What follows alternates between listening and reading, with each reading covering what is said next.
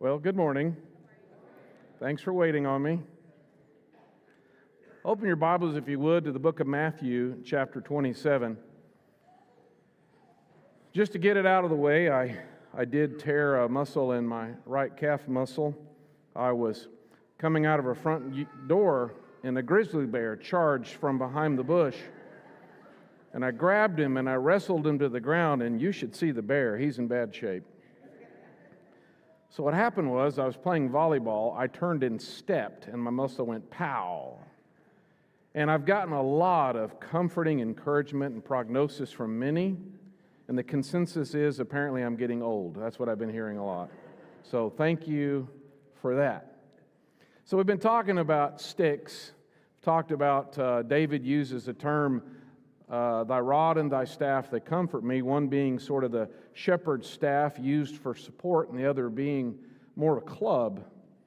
And then there was the way the Bible talks about another cultural reference about the ox goad, the stick that was used by those that would drive the ox, if you will, certainly steer the ox. They would use it to poke the ox in the neck and turn his head one way or the other.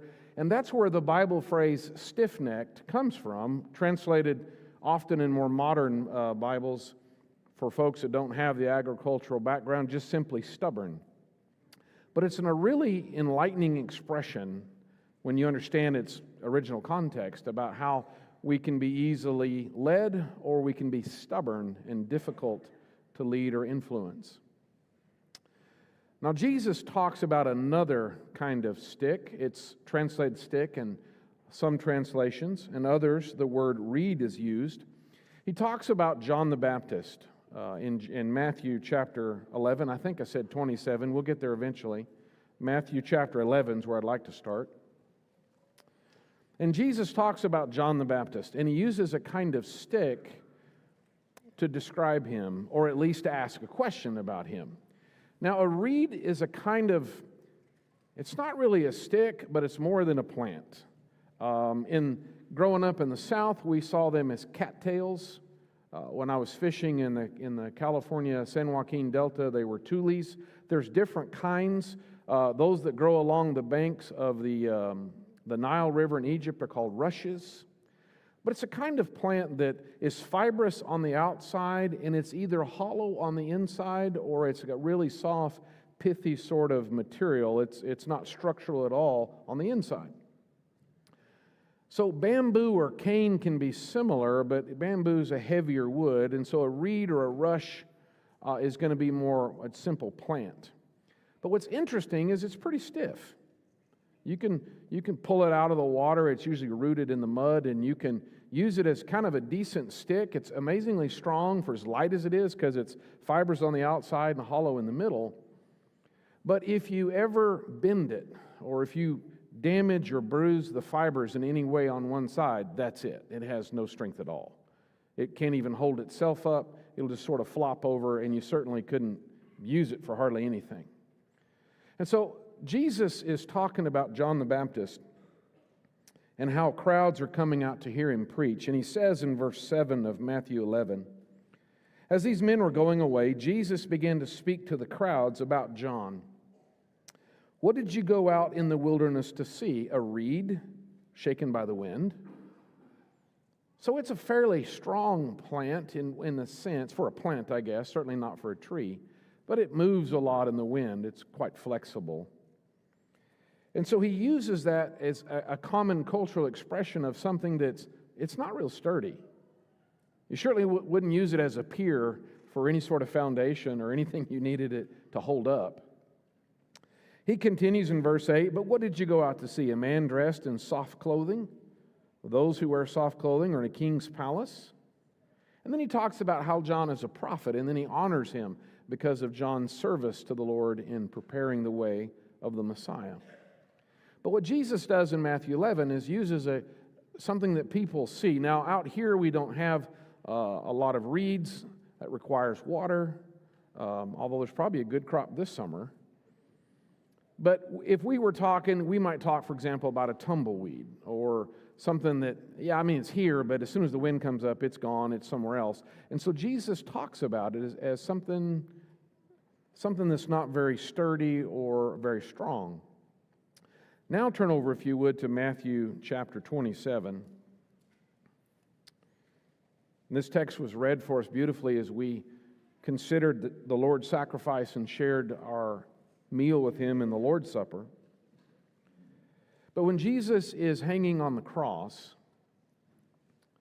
and when He cries out in verse 46, Eli, Eli, lama sabachthani, that is, my God, why have you forsaken me?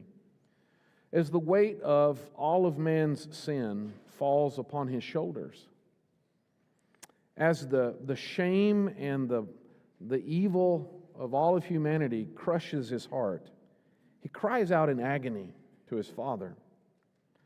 And there were some in verse 47 who felt a pang of compassion, because it says, immediately one of them, taking a sponge, he filled it with sour wine and he put it on a reed. Some translations may simply say stick. It's the same word, it's the same idea, it's the same plant. Because if you pull a pretty long one and you let it dry, it's fairly stiff and it's really light. And so it'd be perfect to get a real long one and pierce a sponge on the top. If you sharpened it with your knife once it got dry, it would be pretty sharp. And you could puncture a sponge with that, and then you could lift that up. It'd be light and easy to try to stretch up to where Jesus' mouth would be. And then the rest, of course, mock Him. And then as Jesus gives His life, you see the Father's heart break in agony in the earthquake and the splitting of the veil. This idea, or the fact that the reed is something they're used to and they use it like we see in Matthew 27, flip back to chapter 12 if you would. Matthew chapter 12. So you see it used as a light stick to be able to lift the sponge to the Lord's mouth. You see Jesus use it as a reference for something that's, you can lift a sponge with it, but you can't build a house with it. Matthew actually shows us a quotation or application of the same idea. Because in Matthew chapter 12, the Pharisees are upset at Jesus because He heals a man in verse 9 that has a withered hand. And even has to ask him the question, is it wrong to do what is it wrong to help someone on the Sabbath? Is that unlawful? And He scolds them or reprimands them because they seem to have more compassion for a sheep that would fall into a crevice or a pit than a man who is hurting and in need of healing. So the Pharisees get angry when Jesus heals the man. In verse 14, there's a sharp contrast now that says, but the Pharisees went out and conspired against Him as to how they might destroy Him. So they're being incredibly aggressive. They literally want to not just kill Him, they want to destroy Him. And these are the spiritual leaders, supposedly. But Jesus doesn't engage them in that kind of aggression. Could you imagine if there had been a real contest between the Pharisees and Jesus? Could you imagine if they had separated and they each peeled off their outer cloak and raised their fists and got ready to do battle, and the Pharisees got ready to rush Him, and then Jesus, who stilled the storm, who walked on water, who said, "Let there be light," and it was. Could you imagine how short that contest would be? If Jesus was also aggressive and violent and had the desire to destroy them, a mere thought, and you'd have little piles of smoking ashes where the Pharisees once stood. So Jesus doesn't engage them even though they want to destroy Him. It says, verse 15, but Jesus, aware of this, withdrew from there. Withdrew from the contact with the Pharisees. He continues to heal those who are hurting, but He withdraws from the contact with the aggressive and violent Pharisees. And Matthew says, this is exactly what Isaiah said would happen. And he gives us a quote that's about 750 years old at the time that Jesus is fulfilling it. Behold my servant whom I have chosen, my beloved, in whom my soul is well pleased. I will put my spirit upon him, and he will proclaim justice to the Gentiles. He will not quarrel nor cry out, nor will anyone hear his voice in the streets. See, Isaiah prophesies that the Messiah would be saving the Gentiles. Now, the Pharisees didn't care for Jesus healing a Jew. And they sure didn't have any interest in whether or not Jesus would help any Gentiles. And yet this old prophecy that talks about the Messiah said he would have a heart for Gentiles. But the rescue wouldn't be about picking a fight. It wouldn't be about being quarrelsome. It wouldn't be about arguing. It wouldn't be about being loud, screaming and hollering. It wouldn't be that way. And then in verse 20, he uses this expression, a battered or a bruised reed he will not break off, and a smoldering wick he will not put out until he leads justice to victory. I used to do a lot of bass fishing in the San Joaquin Delta, and the shorelines were covered with this tule, a kind of reed.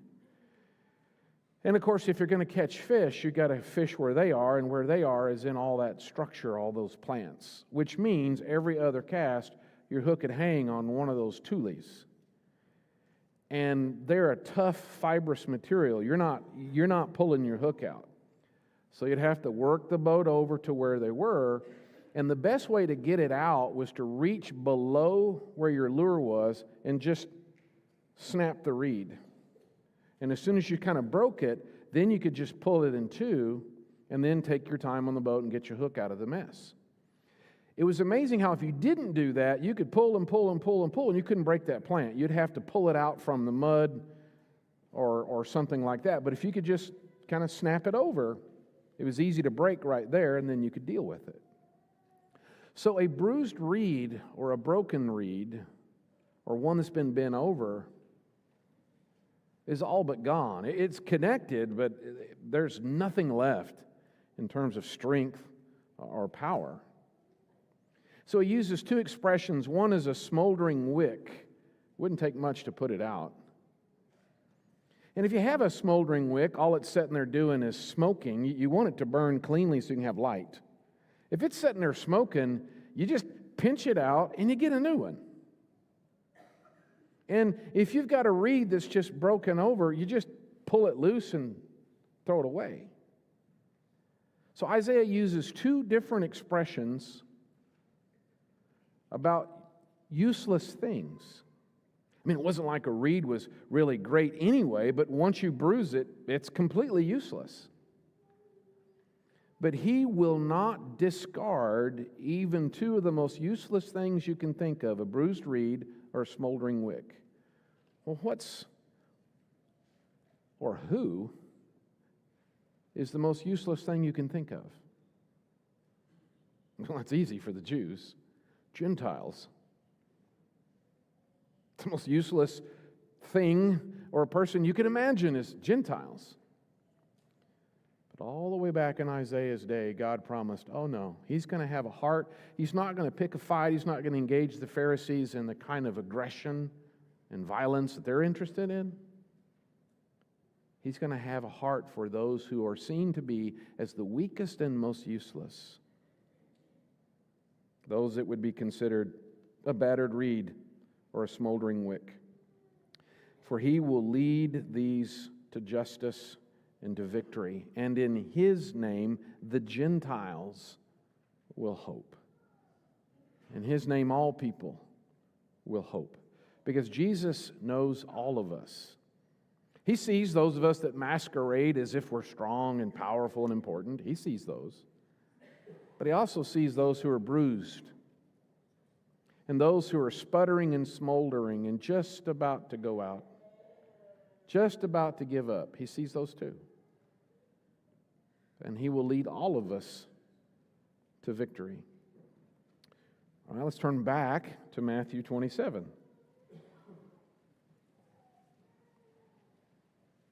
A reed was used in sort of a thatch application for a roof on a simple dwelling. If you stacked enough of them, they would turn rain.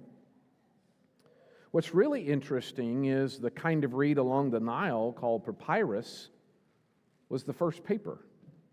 They'd cut those and peel them and use that soft part and lay the fibers in one direction and then lay them in a different direction and sort of press them. And then when they would dry, it was kind of a paper.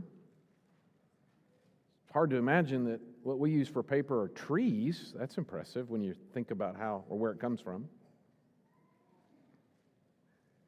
So reeds are laying around. They're here and there. Might be a simple shade. Might be a light stick you might carry. But it's certainly not a weapon. And it is certainly not a scepter. A scepter is a real fancy word for a real fancy stick. For some reason, it feels royal to sit here with a stick in my hand. Like I should have some emblem on top and I should bang it and say important things. I don't know why kings nearly always have to have a scepter. It's just, but I can tell you sitting here, I can see why it feels good. You remember in the story of Esther that she risks her life to come into the king's presence unannounced. And if he sees her and just looks at her, she's dead, because she's not been invited to the court. But if he dips his scepter toward her, then she's okay. And he does. He's got a scepter. So a scepter was used by royalty. For some reason, it's associated like a crown as a sign of authority and power. So in verse 27 of Matthew chapter 27, the soldiers of the governor took Jesus in the praetorium and gathered the whole Roman cohort around him. They stripped him, and they put a scarlet robe on him. You remember, as you're reading through this text, as you read the parallels as well, this is right before Jesus is going to be crucified. If you look at verse 26, then he released Barabbas for them, but after having Jesus scourged, it's more than whipped. You've done the reading as well. It's a whip, all right, but the strands of the leather have fastened in it often pieces of bone or even pottery or simple things like that, sharp things. On the end would be some sort of weights, either a metal weight or a stone. And so when the person was being scourged, they were stripped from the waist up, tied around a post, because not only would they try to run off, of course, but they would collapse. And a collapse ruins a good scourging. Tie them to a post and then lay that whip across their back. So it's not just stinging, and it's not just the weights of the end, bruising and cracking and breaking bones, but the material that's in the whip, the pottery and the metal and the bones, is ripping and tearing and lacerating. So Jesus would have literally been a bloody mess after the scourging.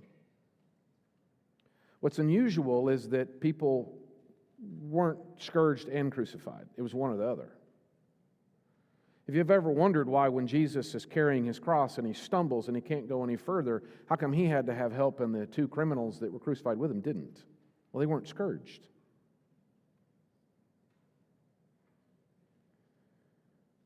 And so Jesus would have been an absolute bloody mess. The goal of the centurion was to bring you within one stroke of death, that if he hit you one more time, it would kill you.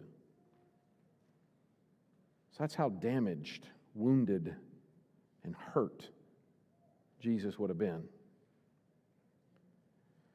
The fact that he survives it and then is crucified is a testimony to his life, especially the last 3 years of living outside all the time, walking everywhere. He must have been in incredible shape to endure and even be able to function.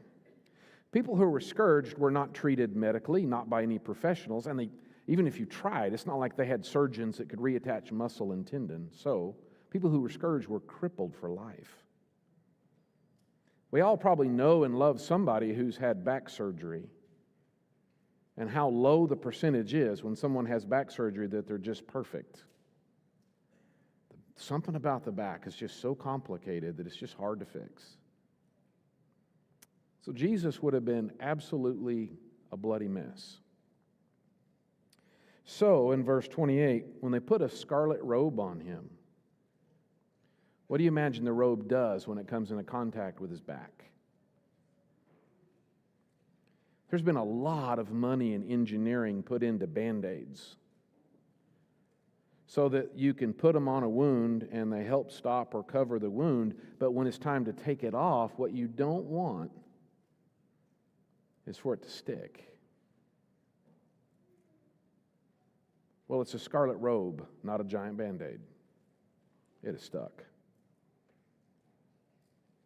Which I guess you could argue would help a little bit. It would slow the bleeding down. It would sort of be a part of the clotting process. And after twisting together a crown of thorns, they put it on his head. And then it says, and they gave him a reed for his right hand. Some translations say stick. It's the same reed they used to put the sponge up to his mouth. It's the same reed that's used culturally about the bruised reed. They gave him a reed as a scepter. This would make a pretty ridiculous scepter, unless I was the ruler of the redneck nation, then maybe that'd work. Which I aspire to someday, maybe that'll work. But a reed is, well, it's mockery, it's pathetic, it's not the golden staff, it's not a weapon that happens to have an authoritative emblem on top, it's just a reed. A simple stick that looks a lot stronger than it is. And they kneel down before him, and the whole idea of the scarlet robe and the reed was, oh, you're a king, we're so impressed. And they mocked him as king. And the creator of the universe, with a bloody back and a scarlet robe blotted with his own blood, holding a flimsy stick, takes it.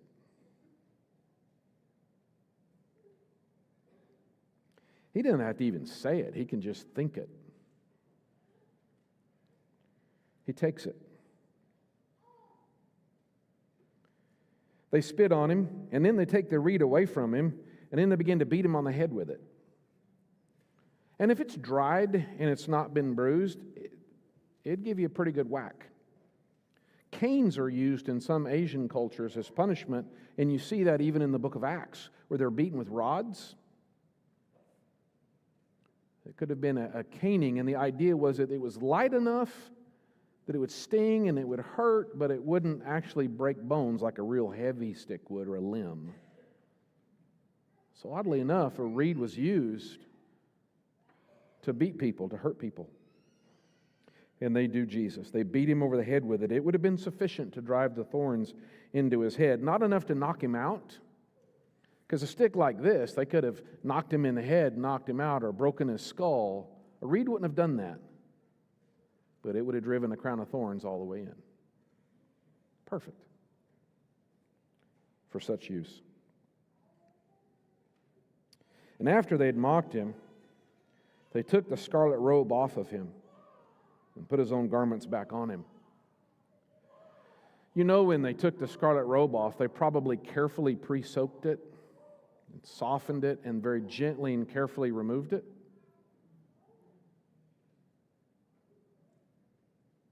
That would have hurt. What's interesting, in 2 Kings chapter 18, in verse 21, the spokesman there chides Hezekiah when he has put his faith in Egypt. They're being threatened by Assyria. And Hezekiah said, what, you put your faith in Egypt? And in verse 21 he says, Egypt is a crushed reed that if you lean on it, it'll break off and pierce your hand.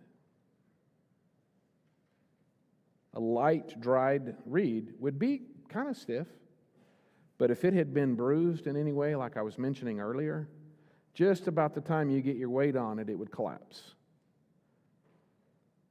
But if it's a dried reed, it would be as sharp as a razor. That when it splintered, it wouldn't just fold over, it'd drive through your hand. So the very thing that you're trying to lean on for support, the spokesman for Assyria says is going to pierce your hand.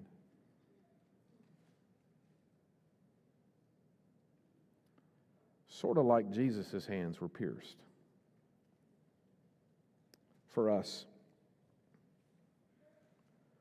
But that reed, the one they beat him over the head with, was the stick of kings. It wasn't the gold one that didn't have the fancy emblem. It wasn't the one that had formerly been the long lance weapon that he now used as a scepter.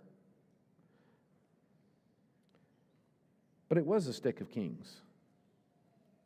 Turn finally, if you would, to the 110th Psalm.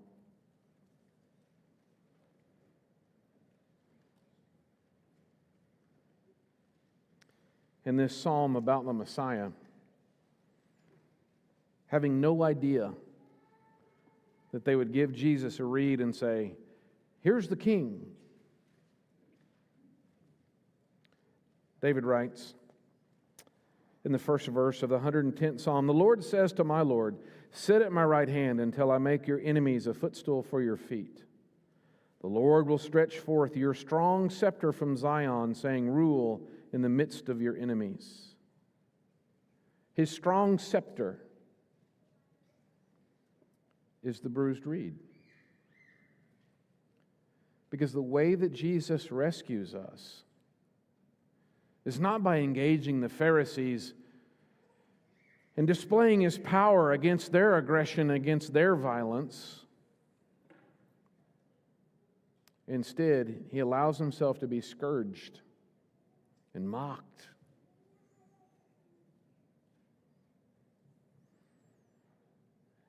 Most of us, when we've hurt ourselves, really appreciate when our loved ones laugh and think it's funny. That just feels good all over, doesn't it? What is it about mockery when we're hurting that just inflames us so?